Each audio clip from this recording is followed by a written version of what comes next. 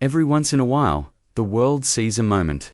A moment where a country steps forward and proves that it is no longer a supporting actor in global affairs, but a leading force.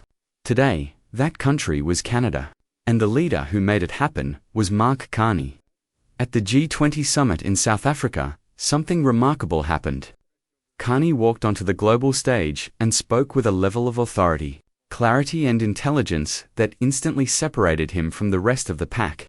Not as a politician trying to score points, not as a diplomat reading talking points, but as a true global leader shaping the conversation.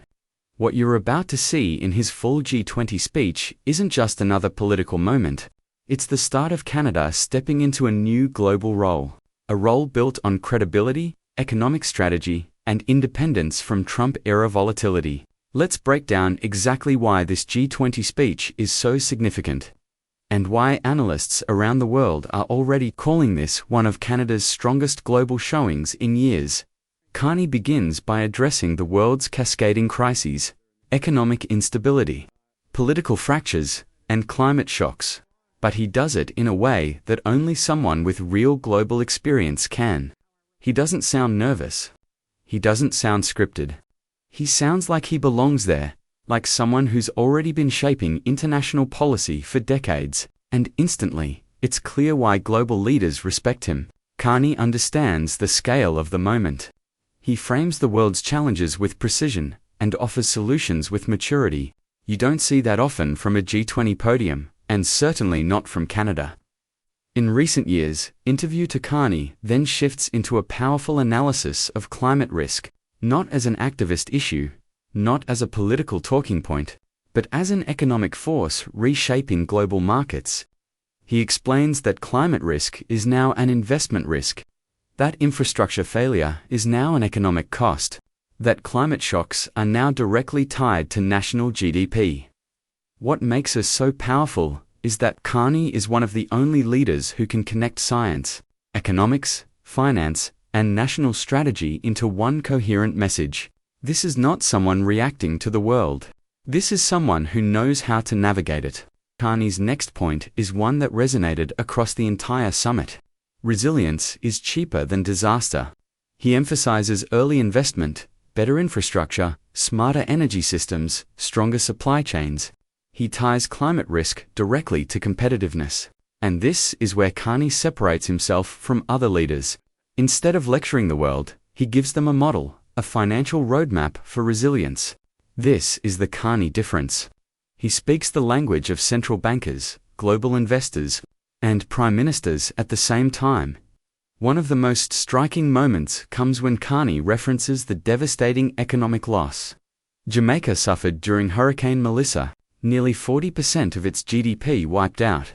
He uses this example not to shock people, but to explain exactly why climate resilience and economic stability are the same issue. This is when the room's energy changes. Carney isn't giving a speech. He's delivering a lesson, one that resonates from the global south to the G7. Let's look at how Canadian and international analysts responded, because their reaction was immediate. Political strategists noted something important. Carney's presence at the G20 felt different. It felt serious. It felt credible. They contrasted it with past Canadian performances at global summits, where symbolism often overshadowed substance. Carney wasn't the center of attention because of his socks, jokes, or photo ops.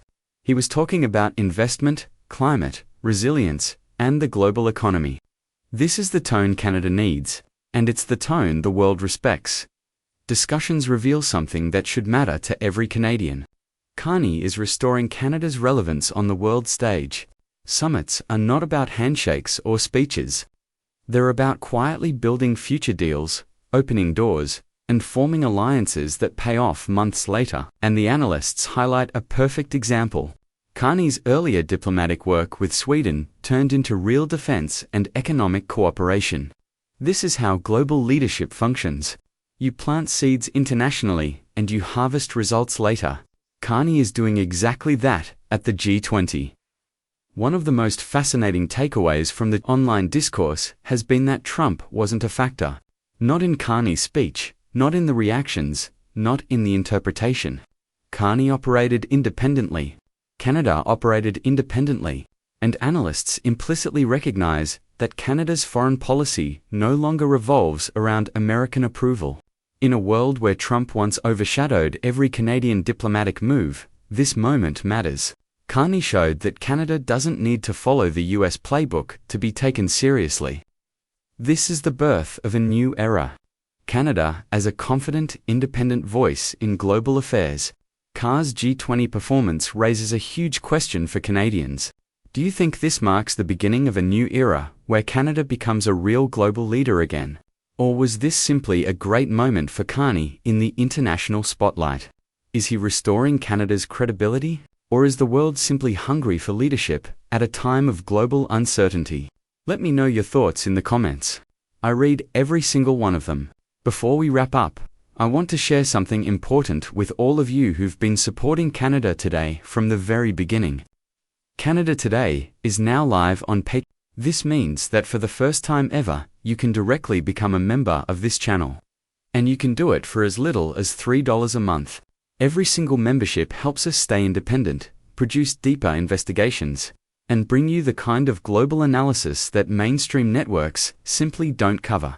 It also unlocks exclusive uncensored content, the behind-the-scenes breakdowns, the extended commentary, and the stories we sometimes have to limit on YouTube. And I want to take a moment to say a very special thank you.